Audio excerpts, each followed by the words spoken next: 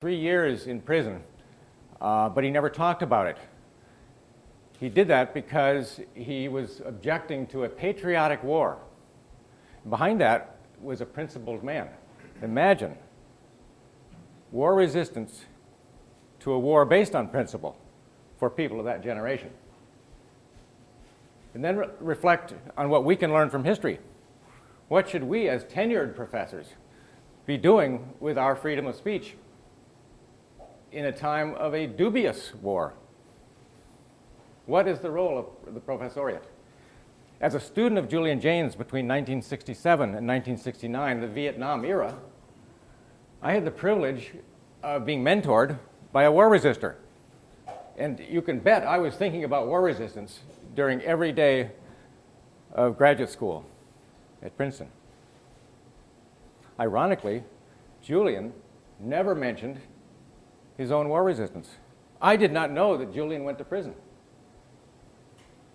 What was Julian's message to me? It was, Bill, to build a career, don't work at summer camp in your first year of grad school, summer. Begin to act like a professional. Bill, if you're going to apply for a job, you have to have reprints. Save them and keep them clean. Julian was a consummate professional, and yet he was a maverick scholar of tremendous principle. But in his fatherly role to me, he chose to keep his principles for himself and to honor the evolution of my consciousness and my principles. He came to dinner in my young family 10 years later. We said grace, and when grace was over, he said, Bill, you don't believe that? Well, it's a ritual for us. It's good for the children, I said. But of course, that helped my consciousness to evolve. Julian was the son of a Unitarian minister. Julian did not believe in Christ. Julian did not believe in ritual except as an illustration of the evolution of consciousness. Bill, you don't believe that. In other words, Bill, evolve yourself. And sure enough, I have evolved. I'm now a Quaker where I go for an hour of silence every week. Not because I share their theology, which is related to the Puritans, it's Christian-based. Not because of that. I'm a closet Unitarian. But because I need that hour of quiet and the discipline of silence and the respect for other persons, especially the gender balance that you get in a Quaker meeting. So to come back to my talk, I was going to say, if you want to know more about Julian's life up to 1976, when he was 56, I have a longer chapter which I've submitted to Marcel, and I can tell you all about it based on archival documents, some of which are in an attic, or we're in an attic here in Capac by the sea near Charlottetown. But today, because of this audience, I've chosen to answer what I thought might be one of your questions. Was there more to the origin of consciousness after the book, after 1976? The appearance in mid-January 1977 of Jaynes' The Origin of Consciousness and the Breakdown of the Bicameral Mind generated much attention. Book reviews quickly appeared with words of praise, questioning, and confusion. Among the many well-known reviewers were Christopher Lehman Haupt for the New York Times in February and Marshall McLuhan for the Toronto Globe and Mail in June 1977. Invitations to speak soon followed, as did requests for interviews. Sam Keane wrote about Jaynes and his theory for psychology today. Richard Rhodes' article, Alone in the Country of the Mind, The Origin of Julian Jaynes, appeared in Quest magazine in 1978. Rhodes revealed the most about Jaynes' life and motivation, but no one explored his biography in depth, nor did they base their work on archival documents. In both respects, June Tower, Julian's neighbor in West Newton, and I have felt privileged to be able to explore a bit deeper. We've written of his early life, but feel that this conference would be best served with a review of the further development of Jaynes' theory in the context of his life after 1976. That is, from age 56 to his death at age 77 in 1997. But first we need to backtrack to a decision made before publication of The Origin that eventually led to much frustration, both for Jaynes and for his audience.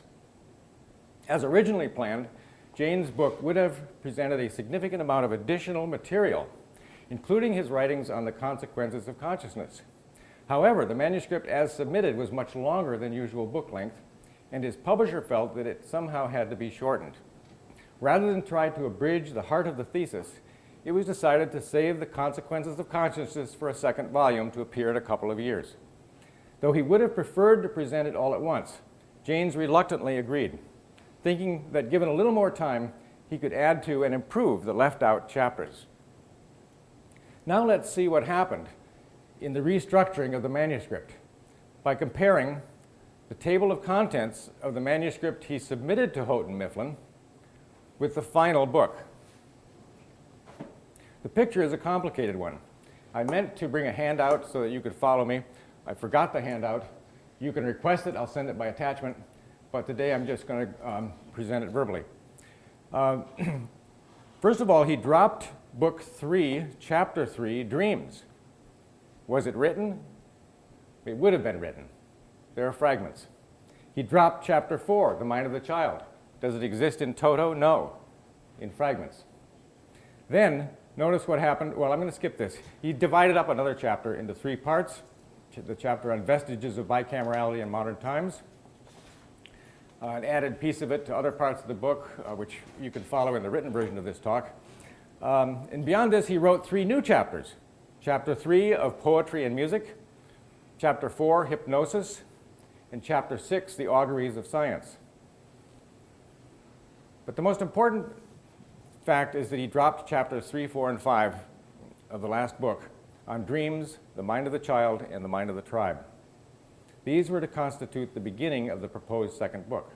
These are fragmentary manuscripts, not in a form that he would have wanted published, clearly intended to develop his thinking based on contemporary research about children and dreams, and even had a title, The Consequences of Consciousness. The Mind of the Child has the fullest table of contents. It's perhaps illustrative of the way Julian's constructed an argument. We have a rhetorician here. First, he thought about children's consciousness as a cognitive scientist. He formulated the problem. He considered the categories we use to see children. Then he adduced evidence of bicamerality in young children.